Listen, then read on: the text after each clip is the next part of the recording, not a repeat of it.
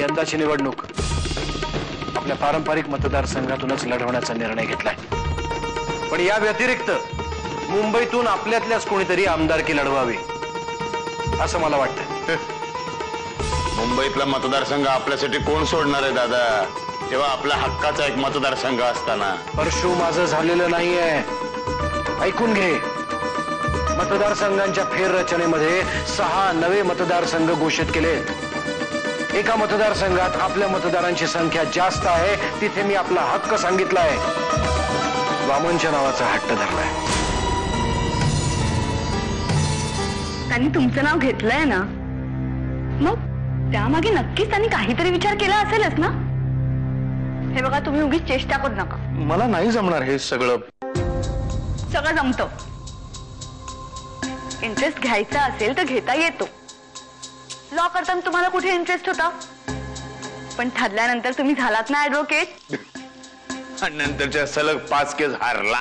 परशु मी केसेस हारलेलो नाहीये, पैशाची देवाणघेवाण करून मग निकाल लावायचे असल्या घाणेरड्या गोष्टी मला जमल्या नाहीत ना, म्हणून मागे पडलोय मी, कळलं? अरे वामन, राजकारणामध्ये ह्याच्यापेक्षा वेगळं काय चालतंय? हेच चालतंय। आम्ही याच राजकारणात स्वतःला सिद्ध केलाय, देण्या घेण्याच्या भानगडीत न पडता। बघूया ना, मुख्यमंत्री होताना किती धुतला तांदळासारखे राहतात ते। स्वतःच्या प्राणांपेक्षाही आम्ही आमच्या चारित्र्याला जपलंय।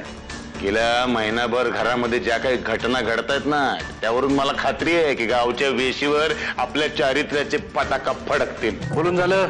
बोला। मी वामनसाठी जेव्हा मुंबईतला मतदारसंघ देतोय तेव्हा तुम्ही असा विचार करा की माझ्यानंतर आपल्या पारंपरिक मतदारसंघाचं काय, तो कोण बघणार? म्हणजे आपला हक्काचा पारंपरिक रमावती मतदारसंघ मी तुझ्यासाठी सोडतोय।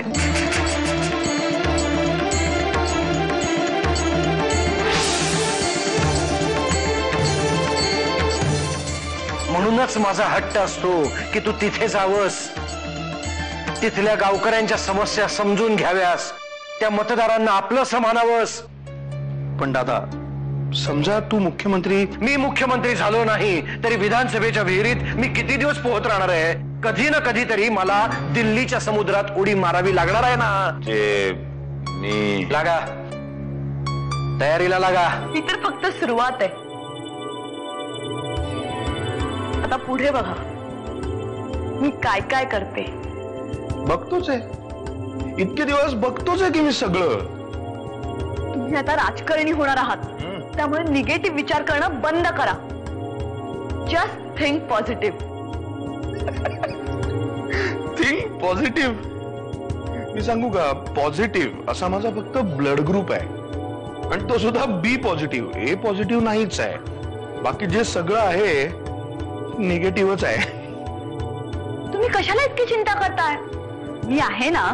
तू आहेस ना, म्हणूनच मी एवढी चिंता करतोय। मला जे आवडत नाही ना ते सगळं चूक, मग मला कसं कळणार तुला काय काय नाही आवडत ते? आता एक जरी प्रश्न विचारलाच ना तर परत बडबून काढीन। मला का मारणार आता? कारण तुला मारल्यावर माझं पोट भरतं ना, आणि मला खूप भूक लागलीये। मार खाण्यापेक्षा भातच खाऊया। तू पण खा माझ्याबरोबर।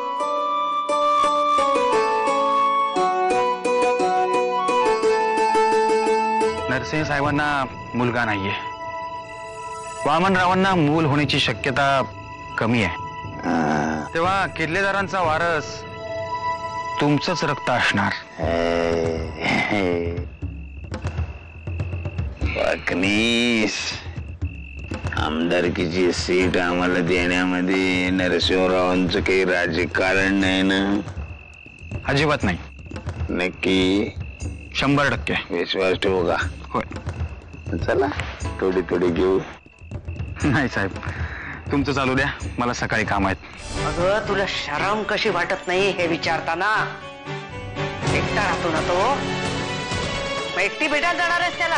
हो, पण तो कोणी परका नाही, माझा मित्र आहे। गावातली मैत्री गावात राहील, मुंबईत नाचवायची नाही।